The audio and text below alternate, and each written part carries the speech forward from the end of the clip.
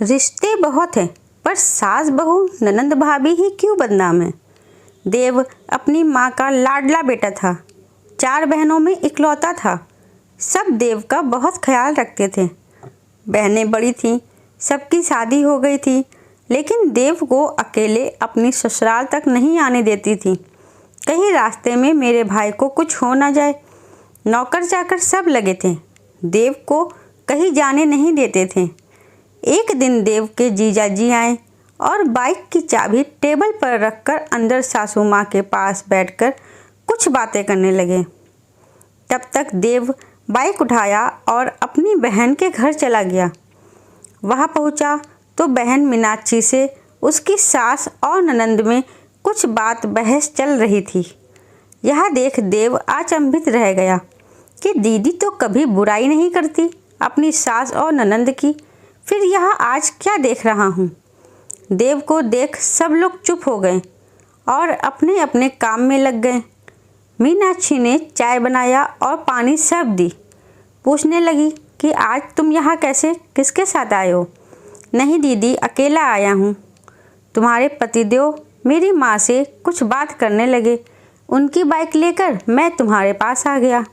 अच्छा, अब मैं चलता हूँ, पापा को पता चलेगा तो बहुत नाराज़ होंगे। अच्छा, आराम से जाना और आज के बाद इस तरह से कभी मत आना, वो भी अकेले, समझे। पापा परेशान हो रहे होंगे। जाओ। और सुनो, यहाँ की कोई बात घर पर माँ और पापा के सामने करने की कोई ज़रूरत नहीं है। जो चीज़ अब तक छुपाई रही उसे तुम मत खोलना, नहीं तो मेरे ससुराल वालों की इज्जत कम होगी। इन लोगों को गलत भाव से माँ देखेंगी और माँ और पापा भी दुखी होंगे। यह मेरी किस्मत में जो लिखा है वही मिला है। हम नहीं चाहते कि मेरी वजह से तुम लोग परेशान हो। देव अपने घर आया और चाबी टेबल पर रख दी। चुपचाप अपने कमरे में चला गया। यह चाबी की खोजबीन चल ही रही थी। बाहर से पापा चिल्लाते हुए अंदर प्रवेश किए। कहाँ गया था बिना बताए? इस तरह से कोई जाता है? हम सबकी जान निकल गई थी। आज के बाद इस तरह से कभी मत जाना। और तुम्हें जाना कहाँ था जो तुम अकेले गए थे? किससे मिलने गए थे? देव के किसी के प्रश्नों का कोई उत्तर नहीं दिया और गुमसुम सा दिन भर रहा। रात का खाना निकाला गया, सब साथ में बैठे तो देव ने अचानक रामू काका को जाने के लिए बोला। रामू काका, आप खाना रख कर जाइए। रामू काका, आप खाना रख कर जाइए, हमें कुछ बात करनी है। फिर मौका मिला तो अपनी माँ और पापा से एक ही प्रश्न किया कि एक बात मेरे समझ में नहीं आती कि इतने सारे रिश्ते होते हैं, उनमें से केवल सास बहू ननंद भाभी ही क्यों बदनाम होती हैं? क्यों इन्हीं के रिश्तों में खटास भरी होती हैं? माँ ने बोला, आज अचानक तुम ये कैसा सवाल किए जा रहे हो? किसी ने कुछ कहा है या किसी के घर गए थे, वहाँ कुछ विशेष देखे हो? तुम इधर उधर ना घुमाओ, सीधी बात बताओ।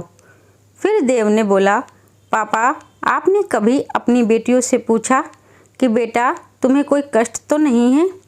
पापा ने बोला, नहीं बेटा, इस प्रकार का कोई मौका ही नहीं आया। सब अपने अपने घर गृहस्थी में खुश हैं। बस यही बात पापा आपकी कमी है।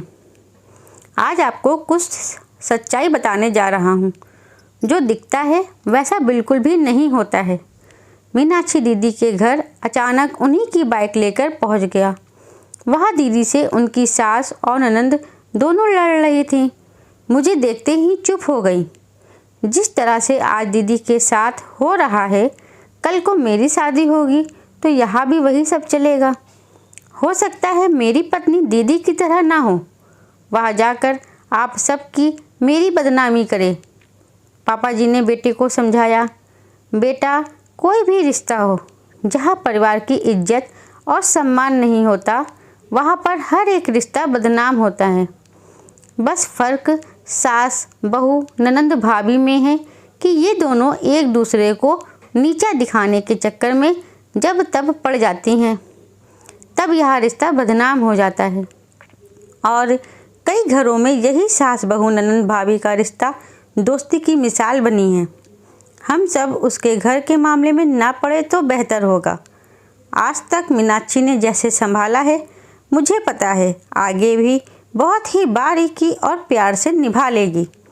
हमने अच्छा घर परिवार देखकर शादी कर दी, अब आगे उसकी किस्मत है। बेटा, जहाँ तक इन रिश्तों के बारे में मैं कुछ ज़्यादा नहीं कह पाऊँगा, लेकिन यह बहुत पुरानी प्रथा है कि बहुओं को सताया जाता था। अब ज़माना और लोग बहुत ज़्यादा जागरूक हो गए हैं। अब इस तरह का व्यवहार कुछ कम हुआ है। धीरे धीरे सब खत्म होगा। जिसे आप मिलकर बदनाम कर दें, वही बदनाम हो जाता है। तुम ज़्यादा इस विषय पर ना सोचो, ये इस दुनिया की रीति है। दोस्तों, आपको हमारी कहानी कैसी लगी है हमें कमेंट बॉक्स में ज़रूर बताइएगा। कहानी अच्छी लगी हो तो वीडियो को लाइक और चैनल को सब्सक्राइब करना मत भूलिएगा। धन्यवाद दोस्तों।